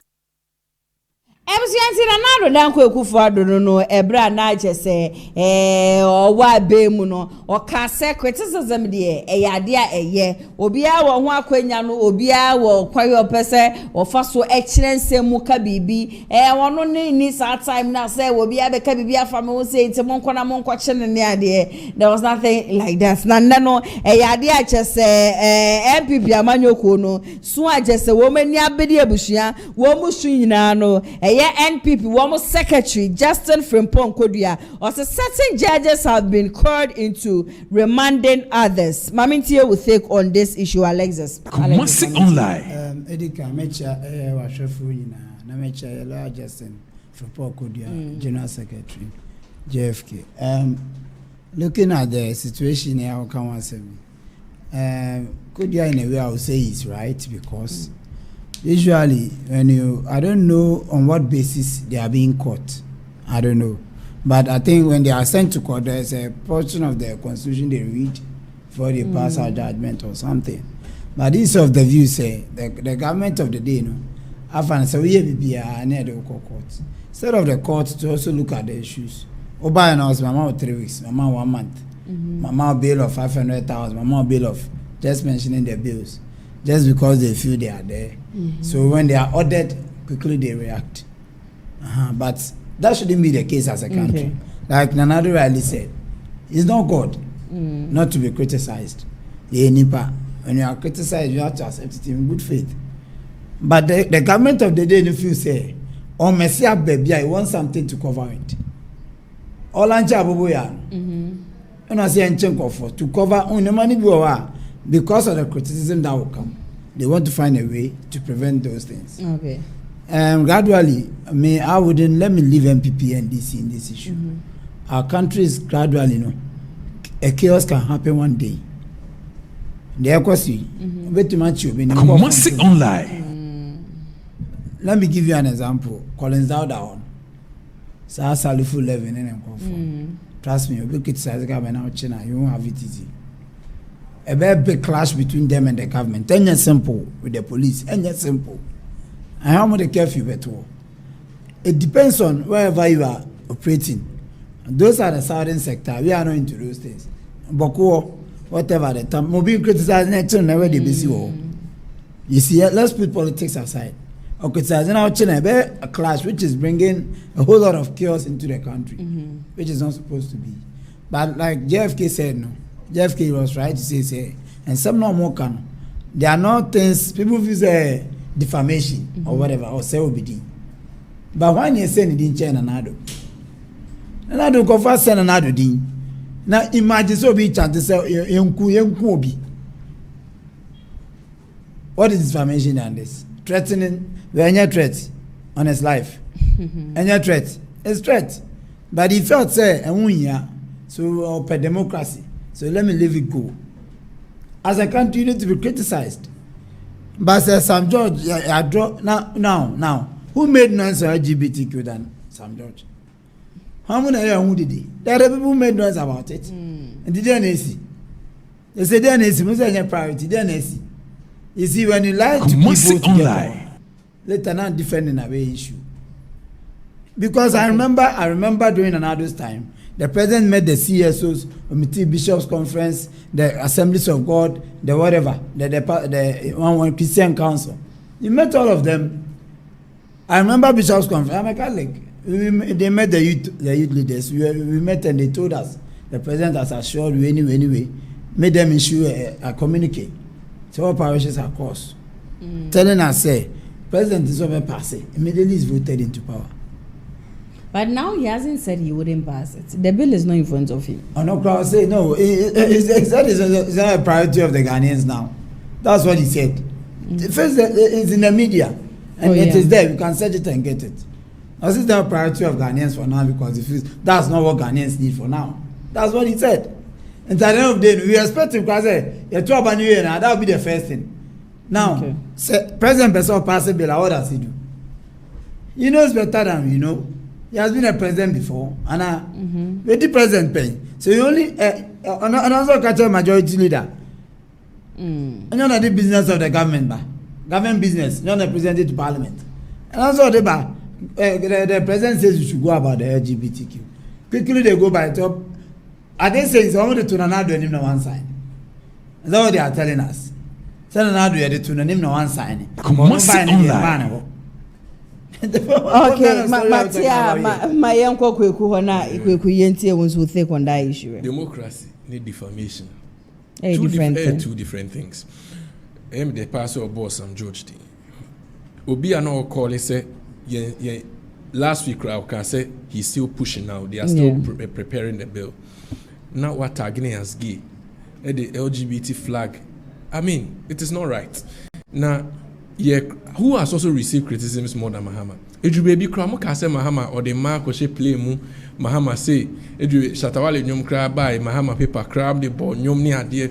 Who has received Mahama doom so ni ade? Mahama has received all those criticisms. Nanado has, you can't say Nanado has received more criticisms than Mahama. Are you sure? It is every president gets criticized. Obia, even MP, they get criticized. Kennedy Agyapong got criticized more, has gotten criticized more than any MPP person in this country. He wanted to be president. Right now, he's on that presidential status. No, I'm talking. I'm giving examples. Anyway. No, I'm giving examples of people who have been criticized. Sam George gets criticized. Ablakwa gets criticized. Everybody gets criticized. So when you overstep that democracy level, now called defamation, now you get to tag somebody as LGBT, then he can sue you. Timer omu debate LGBT. Kumasi online. LGBT bill now. Esla sorry, it can't be. I think a whole debate by. Ena Oti say Obi kase or a lesbian. Look at how she reacted. You bet me I say no criticism, sana. No, just any okay, no. Nipa no kasa asem no wa overstepping a boundary of criticisms. Afi a defamation. You saw how Esla reacted. Then Daniel, our say I don't know. Now speculate it was the late Motala, and the kind, but me I don't know. Look at how she reacted. Talking about the topics in the talking about the LGBTQ. Now Ubisa say na bill need Nanado in him na yam pass yana. Yes, it was brought before Nanado. Go and read Article 106. In Article 106, no, say the bill you draft the Parliament the bill ba na president ho. Within 7 days, 168 hours. So when to me and sign the bill expires, then it goes back to Parliament. Can you give us the exact date you went to him?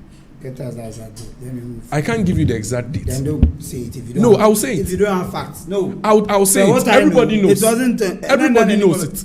Go and check. It was passed. It was passed. The bill was passed. Give us evidence. And it was even debated in Parliament. No, it was even debated in Parliament. So are you telling me that the bill wasn't passed? Is that what you are saying? The bill, it was debated in Parliament, and it went, and the bill expired. Even your own leader.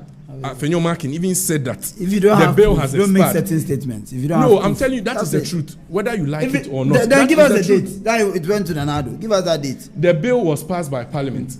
After the bill was passed in Parliament, the president has 7 days to assent to it. Nanado didn't sign it within 7 days. It didn't go to any council of state. Ideally, the president said, "Bibi will be on the hona on TRC and I say, baby will hona or feel say enya." He can refer it to Council of State within 14 days. This LGBT didn't go to Council of State because he will be called court. As some of court, so there you ultimately pass the bill. And then the bill expired within 7 days. And then you're 2 hours. So then we have to come and sit down and redraft the bill. That is what happened. Your leaders know it. Emma time a year pass bill on the crown. A who debate send me kind Esla ni Motala your own parliament, your own members of parliament. Some of them were arguing about certain parts of the bill. All these were some of the reasons why it wasn't able to pass.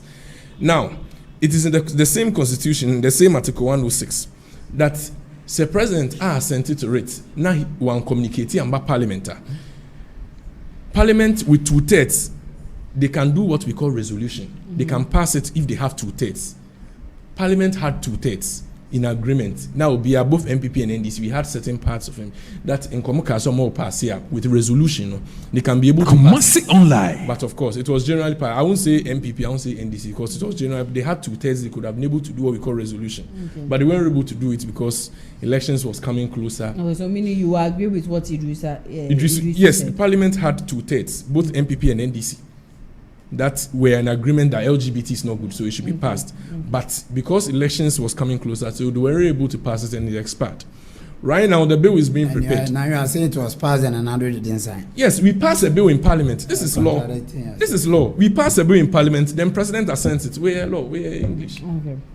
We pass a bill in Parliament, then the President assents it, becomes law.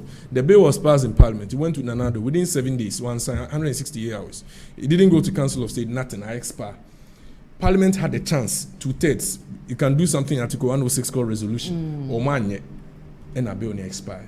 Now we have to come back to Parliament. But for 1 year, we've had so much business on board in Parliament in regards to finance ministry, foreign affairs. There have been so many bills in Parliament.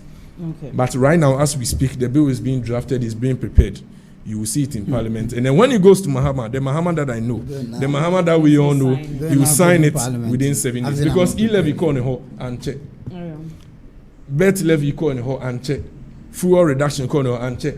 When it comes to something that concerns the people of Ghana, Mahama, there is no doubt Mahama will sign it. Okay, I will see na just a quick down no say the or best sign. Ye free primary health care program. Introduce Alexis 5 minutes yanko. Free primary health. Me patcho so bit much program I've read but Mantia says still. Okay, and the kwekumu so bit much what exactly it is and the mamindi kan to ma na ansa no na been to the eko. Free primary health care by 5 minutes. MPP for say be Montia say. Plus so she Ghana for any agi say the free primary health care but you would and I say, Kuba could be a pay free healthcare near MPP4. But let me use this opportunity, Mami explaining, Cheryl. Funny say a 2-story building. Let's take like a 3-story building. Free primary healthcare in Shasia. NHIS and Tumfin. Medical Trust Fund, Mahama Kesi and Tosro. Say Mahama say as a Ghanaian, so far as I work Ghana card, now you're Ghanaian out of Ghana Hankwadi. You have some basic things, some basic nema be healthcare be a home fauki to a bina or yare or home fawa. It was say a bind and I say, oh my need to me show free and sana I could drew level be a and sure I okay. Mahama in his own wisdom, I say okay. To say MPP4 the NHIS by until Kumasi online. I went to the NHIS certain drugs and I say BBR person you be wait to the NHIS call you NGO government hospital. Afi, she say your person you the healthcare about doorstep. She say in Crawford face it be a menstrual problems. It be a between 0 and then between 1 month and then 18 years. There was some sicknesses be minor you have menstrual pains, some menstrual complications. Your niema nkiti obobo niema being so eyesight problem, eye checkup, or blood weight problem, BP. These are basic things Mahama say on the normal. They will say every Ghanaian timinyani free. Okay. Intiano a free primary health care abano. And sana what they were NHI square. It be a drew any moon who said no. Ya check your mouth. Intiana sa tricycles he buy. Somebody a see ya na be foul. And I say see ya na personnel at na car him no about doorstep. Say if I say 2 or if I say 20 tricycles or if I say confanochi and I say 30 and 50. Ebi ya te say obi e yare we just obetumi afre a health line be ho quickly yaba ya the basic first aid aba yabe hwe no quickly or are you okay? These are basic things. Mahama in his own wisdom. Now who said that online as a kwakoye enteric fever where the young share this Oko hospital not the NHIS co. Say koye chronic disease or here after was say a surgery man. It was say a operation, it was say a baby man. That is where the medical trust fund comes inside. After now donations and crofo into the trust fund. Mahama donating a 4-month salary. Health Minister donating a 3-month salary. You say IGP, Chief of Defense Staff, now also donate almost 3 months, 2 months, it be 1 month salary. A deba medical trust fund. You say after a year chronic, you have kidney, but now I know you are supportive. But say one clause so I'm going to say after all the quadruche, one kasa if you say one pay healthcare no Ghana now the quadruche, no the intimate wow. Because I know one say we have quadruche ya, I'm quoting in dollars. Go high $11,000, $15,000. So as you can I bet me and share for.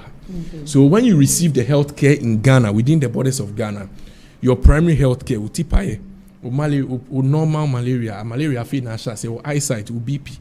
It be our heart and shut down you will check all these things, weight loss. But we have pharmacies this thing you are pretty into send a way and fan to say we are not kasi ya be pako konfa no chine bia wote ejeswa ti say uti ya are you now going to call someone almost say obesity 350 health posts Kumasi online ye di bin so be kokoko private hospitals any hospital that is close to a locality with something like this don't you think say and kaibia and crassin no decide they say bia and I say the amount used in this whole tricycles and things no kajenda 111 hospitals be bank yen complete ye don't because me if you answer na maybe fro be say to bicycle bram no whilst I can just walk into a pharmacy and then get I am talking for myself based on baby I'm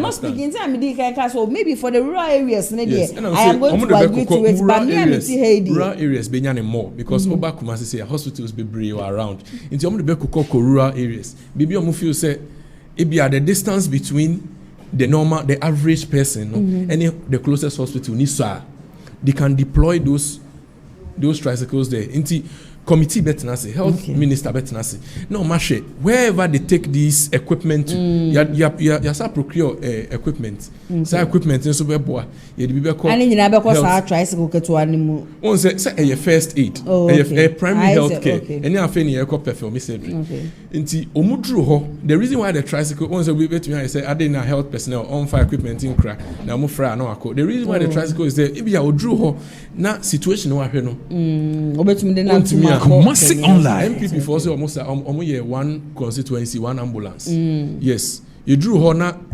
Your situation is why we can call for an ambulance. You claim you have done it. So if you have done it, we should see the ambulance there. When we see the ambulance, we'll use it.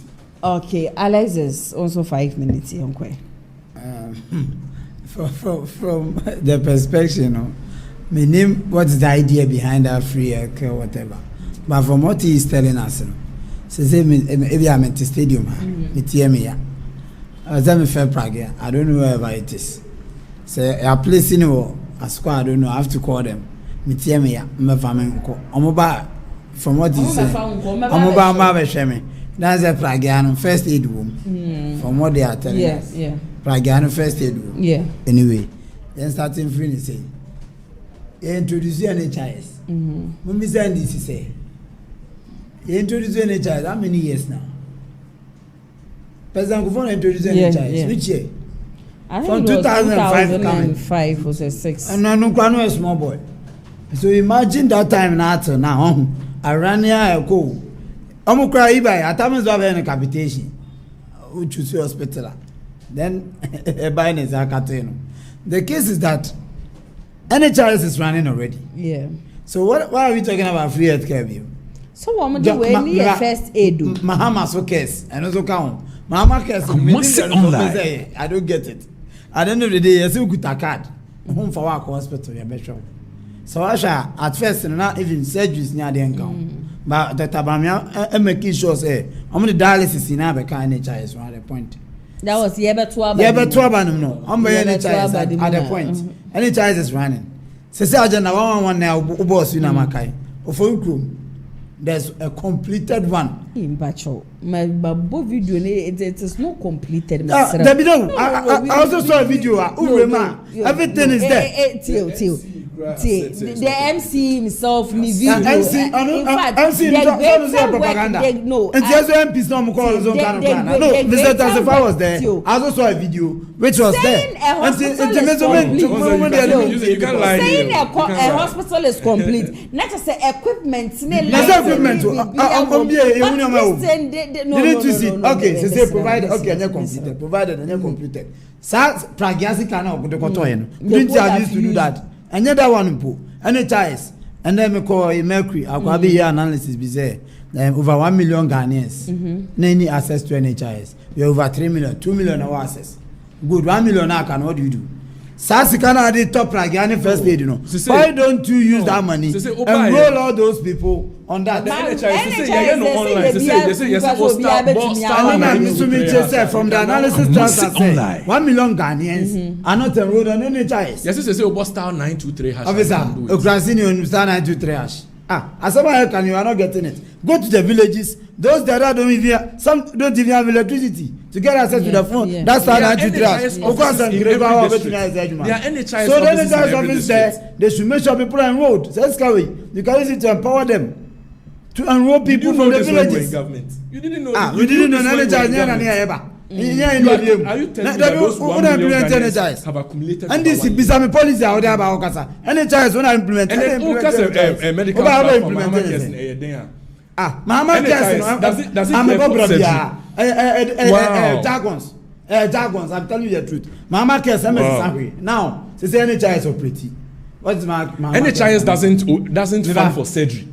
Say Obi was surgery now or the NHIS squad. Look at that. Surgery NHIS doesn't cover for surgery. Okay. Let me ask it. Mama cares no. Mama cares is a fund. Jargons. You are setting fund at Obia Wako Hospital. Is it something for just Mahama say be or no be man pedin was set we am on one. The name is medical. Ghana dia just go free abemu kura by for free be to us. The name is Medical Health Trust Fund. Medical Trust Fund. And Mahama ne kasa emu no and oka say why we because Mahama case na abeye Mahama case medical trust fund. That one is to fund chronic diseases. So say when everyone say who problem or akuma ya ko check primary health care be check you say no ya be check there be hospital and what do NHIS go you say this and this is you have a problem with your labor we have to do an operation for it. The operation cost and everything is, everyone say, is 30,000 Ghana cedis. An ordinary person, everyone say, Oti Krasi, obeying 30,000 Ghana cedis. That is where they wouldn't even cover. Then that is where the medical trust fund will come in. That is when the hospital themselves will put a call through this and this and this. They will send the receipt. Government funds for that surgery. That is what we call medical trust fund. It is an upgrade of the NHIS. Then the primary healthcare becomes the foundation. What you say? And the NHIS, okay, maybe. They all can say chronic disease. NHIS is funded. The NHIS be a war malaria. And malaria. And the Pagano is bad. The malaria Pagano is doorstep. No, I know you can't convince me. Pagano, I'm afraid. Okay, good. How many districts have they provided that thing? You tell me. How many districts? It was when you study, I don't bring it. When you just can't make sense about the material. As we speak, as some chair say, you are provided for constituencies. You can say how many ambulances. We bought all of them. 311 online. Now ambulances are number. Go and check. Oh no, that was too high. No, go and check and see. No, you saw ambulances are of Ogun constituency go. Bantwa constituency. Also saying 311. 300. Also one constituency, one ambulance. Ideally, they are supposed to be 270. 270 on top also because he realized that started with the teaching hospitals, especially for financial. Show me when all these 311 hospitals, Konamgo Hospital, for example, not for any constituency. There are other cheap compounds and hospitals there. No, he said they were going to procure 276 ambulances. Okay, tell us. I said 311 ambulances were not procured. And authority. Oyen Toby. And tell me what Mama by Wato. And Pragiano. Pragiano, you have providing better health care. You are telling us Mama cares. Mama cares are brought for jargons. Any child is operating because. Any child. Okay, so as we there's speak. 307 ambulances. And also 307. No problem. Provided. Okay. If you tell us the figures and this by Wato, tell us. Uba business what ambulance? And Pragiano better say for tell us how many ambulances have you bought? If you bought 307 ambulances, why should we come and buy ambulances? Why don't we invest in another part of the country? Investment. Investment. At least. Okay, so to you know. I feel that any child should be expanded. I give you an analysis. 3 million child have been expanded. We brought an upgrade. What grade doesn't come in here? And then, okay, provided they go school. We are operating school also. They say crossing with school near. School near and Timina Miko school as him school dance was my call myself go see another school as such as him. I was him when I say me upgrade this school. When in crossing for Nebi. I got an argument. Your 3 million. Any Ghanaians, 2 million access to any child. 1 million, what do you do to them? Pragiane is up to ton. That money should have invested there. Then we see that the whole country is enrolled on NHIS. Already NHIS is operating. Chronic disease will occur now. They are taken care by NHIS. Opa should go and do his research. Do you know what that is? Mahama cares. Mahama cares maybe sanitary. Mahama, as we speak, on making a research, any percent na Mahama cares have been taken care of. When was the lunch? How many people have been taken care of? Pragade on my lunch. They should tell us how many districts. The number of Pragade matter. I saw it in the news with the pictures and the videos and all that. Eguosa and Walanche. Walanche, a infana echo. Yedibesi ahana. Ama senima. Obi arena the fanana. Now hospital bena model. The country is large. You can't be doing normal 200 skirmishes come and tell us what to pay for healthcare. This is logic. You can't want to mean you see adding. Just because you want to use money, you can just buy anything and rename it. I think you don't must sit online. Some of us, no, we are not shallow minded, boss. Yeah, the answer, yeah, best in this topic. We are not shallow minded, you see. Nobody is and no matter how much and the reality. Basic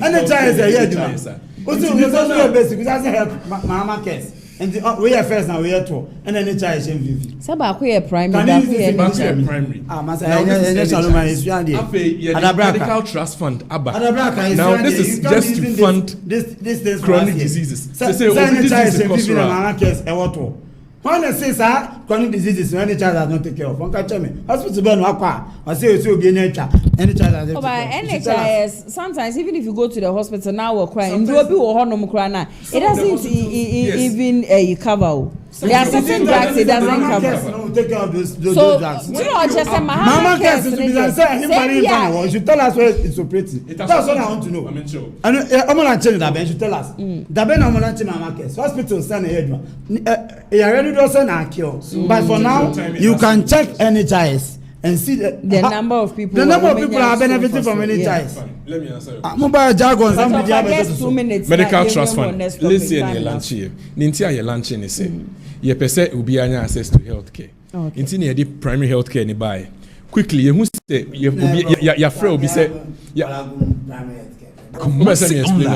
Why now be some say me and Chemuncho? I expect you are shouting. I can't just 7 minutes of the time. Medical trust fund. Say oyare any ko anymore. You can't afford it. A drew surgery level, a drew operation level. We have to operate on you. Who needs 30,000, 40,000? That is when Mahama Cares or the medical trust fund comes inside.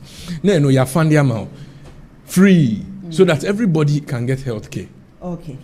It's an upgrade of the NHIS. NHIS took care of over 20,000 of that conference. It was 3 weeks ago, I went to Imotikochi. Carbon was in Louis. Nadia Shemi, how it was taken care of. I said, no, NHIS did this. And I know to become. And I was and I said, I'm going to take care of Sanima. Then he was telling me, oh, well, if it's critical, it does. Just say any how to go about it at the hospital. Okay. Yeah. So what I catch him say? Last and final topic for discussion. office of the special prosecutor. Ade a chese court release si ane de only authority bia so be prosecute cases bia and the high court OSP ruling nso no according to Amanda Clinton was say a threat to Ghana's anti-corruption future. I can just 10 minutes of our time. Team say we channel 55. Music online. OSP. Say the President Mama Kane last year. Na Crawford call say MPP for no call say yin free so. I mean Ghana for say yin free so. And Mama say okay.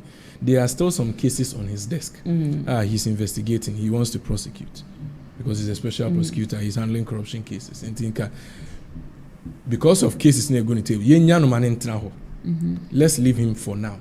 Now let's let him continue his work.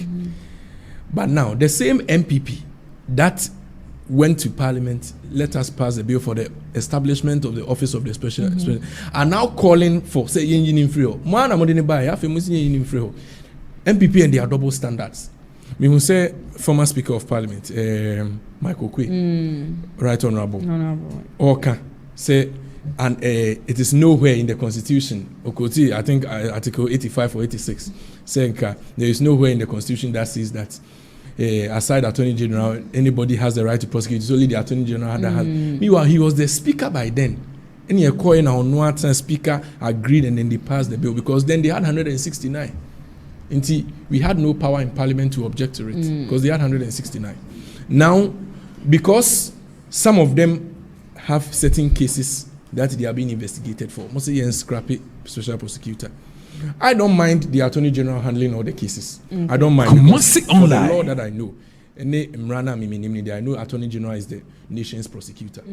But then you brought in the office of the special prosecutor, outlined the prosecutor's role, differed it from the office of the Attorney General. Namuka say, wait, say the prosecutor be Attorney General but President Mahama is the final say. Only Attorney General Bekasa. Whatever the case is with regards to the office of the special prosecutor, I know that Mahama will come out with the best. Okay, that's it. Oh, Alex is mommy too. Hannah, I must say, actually, Kenofuriata is extradited or something, or US or something. And when I'm a special prosecutor, I'm not sure letter come out US for themselves extradited. And it's not the same government. It was the same government who instructed them, say, Omonyamu Furiampons, Furiatam for, how do you call it, on video, whatever, prosecution or whatever. And just special prosecutor, I know here. So are they now telling us, special prosecutor, no, the duties is not found in the constitution or what? Is that what they are telling us? Because mobile, MPP fan call is you know, second government they are about in them call for. So we thought say we will also be removed. No, he was not removed. So we were okay. We first say we hear Juma. And today na aba. And then Music online. No one got out any events, a press conference or here was it 2 days ago or so. Kiseja ben. Yeah. So also yankwa now. Yankwa no ma. Because at the end of the day, no, I say there are cases on his table. So the Attorney General to take it because now they are majority in Parliament. Also, he took it there. They have to pass. Even judicial service say on the Jumano Crown. It's not necessary. Yet to Chrome had the same MPP. And I'm just say MPP no against the office of the special prosecutor. Okay, Mbisa who can say empower? The entire can say Munino. That was when I had to baby. Like I told you, government be about it and call for. We thought Kisejabe, we appointed Kisejabe. So Mubayino. Tomorrow, we weren't calling for saying, you know, but we thought, say, you'll be out of government with us. That was what we were like, I don't know. That was why we were asking. All of a sudden, it has been maintained. Now, you're maintaining Vienna. Or your case is, mama.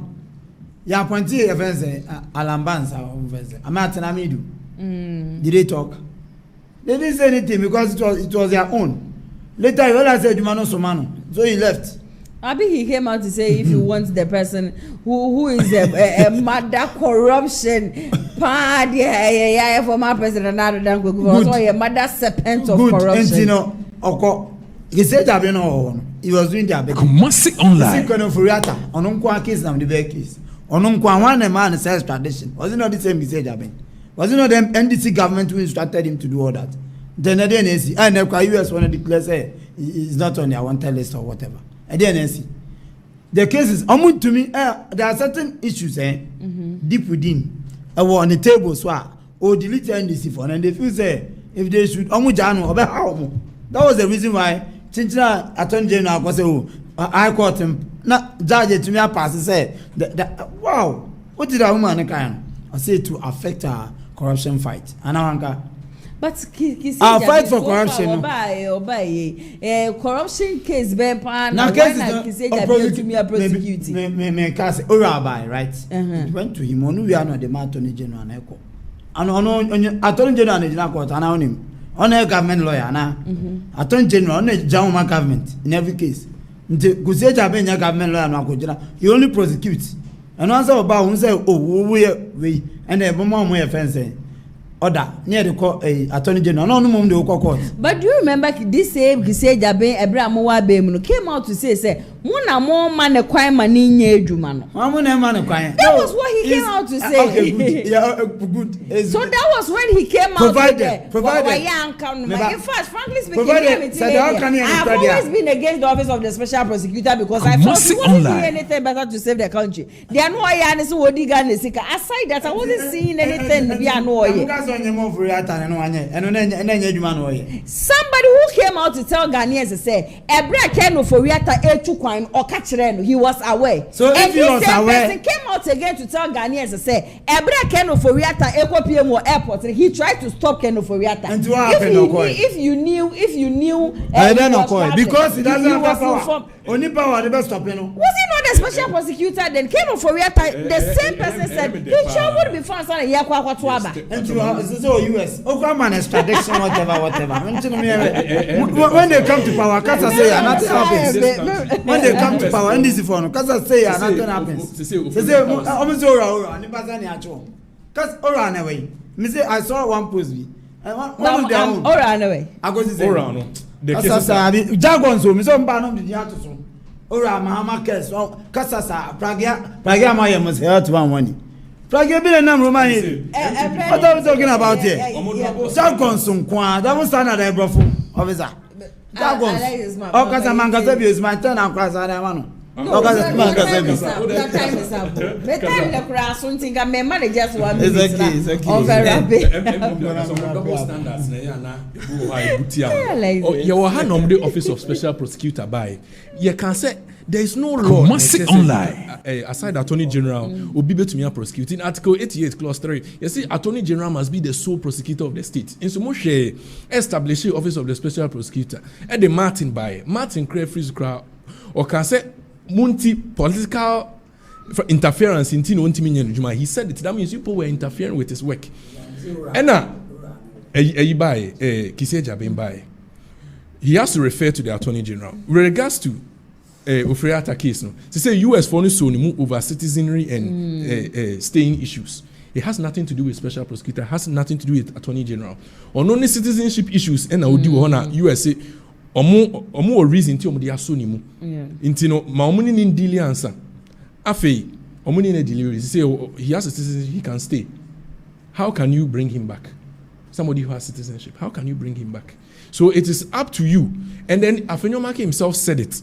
Say if we do investigation, who say Furiata has to come out. The MPP, he said it in Parliament. Afenyomake, do you remember? Or say omo behwema Furiata aba. Now so where why is you it? People not? Why we have now we've put arrest warrant on.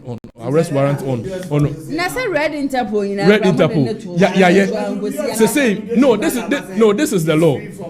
So say now this is the law is that US they can't to me money because the citizenship status is online.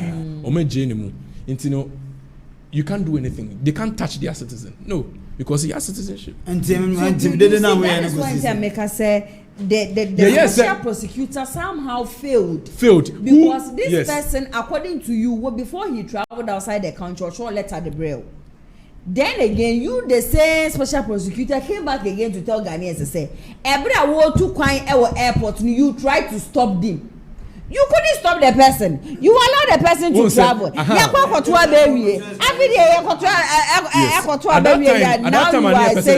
time, I feel Nana, you are open case for investigation. At that time, enough evidence hadn't been found yet. Until at that time, we had to stop it. What started investigate you? Okay. Unyam find evidence. We are quite so be too quiet. I feel too quiet. But now you people have now we have concrete evidence. Say he is the chief finance officer of the country. So what is the next step? There's evidence. Now we need to bring him to court in Ghana to come and. But you can do essential. Is it time close? She said it now. Yeah. No. Now the lawyer, the excuses be by say he's facing health issues. Yeah. Say no. Yeah, saying video. But corruption case, a whole country like Ghana, how do we try a whole corruption case? And so do you see the MPP said that they believe in accountability.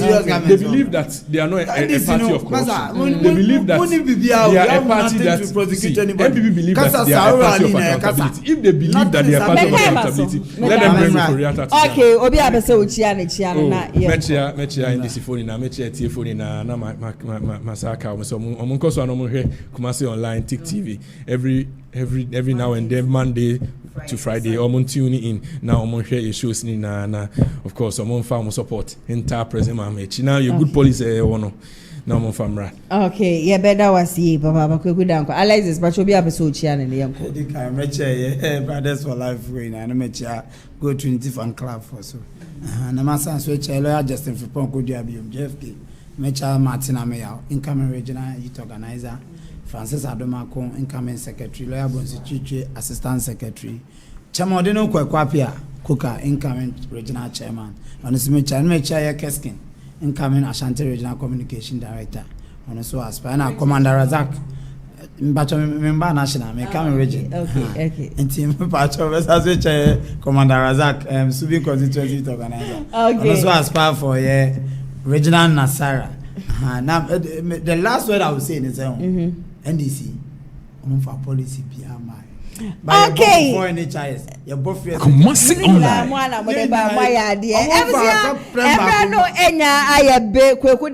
NDC communication team member Sasuna Bernard KG Alexis Wakasa Edema the new patriotic party Madam Munasi Baba Sabeton Safremui Mubekame why you to me a grace show you successful lawyer fans Nyamisha Munina Jumeko Bishwada Roma and I'm to me Eddie Showdown Jumedie no ever sumo a lionage clinic GH me syphilis gonorrhea weekend ya ye kodi wo na osisimu utumi mu adwuma ye ya brabe hu wo mo mbe medrom de be ma be mo atumi awoso oba nankasa wo mpem infections so etete diabetes awo ho sensem nyina ye problem wa bacho be hu wo mo ebebo free consultation into betumi afre waka yade no ha nyina akre wo mo ebra wo ntwe sike bia akra wo mo wo sprinters asana kumasi ha no yade a wo mo tech maximum Monday to Saturday no pa 8 a.m. because you number 6 p.m. One more available 055965840 and 05581434338 ubetimi afre one more.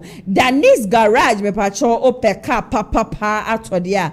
Brabe hu one more me chia kwan kumasi asokwa one TI amas ena edi nhwenim shane so say one more cars ne de engines egum nyina no papa enkrata nso egu cars no so ntu woto awuni oyi custom for enya problem bia engine so no quality ntino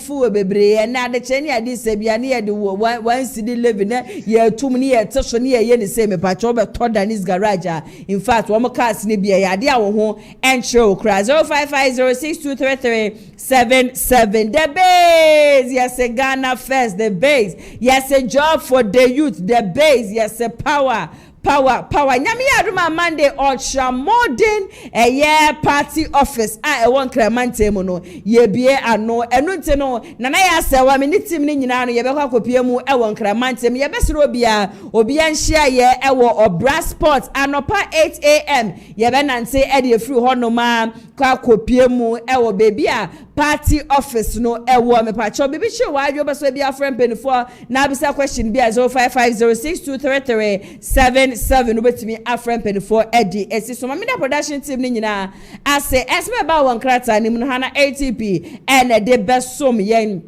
camera any MCR so de kwajo yeboa ne sanre juma ena na Shegun achwa sapoma wabo mechi dom executive producer Mr. Daniel yeboa me so ametire dwam ene juma de besom mo medin ene nana ya se wanyame yadoma Monday yebehyiamu ewon kramante na me shoulder juma de no aba besom. Stay safe and enjoy the weekend makramo moma bye. Kumasi Online.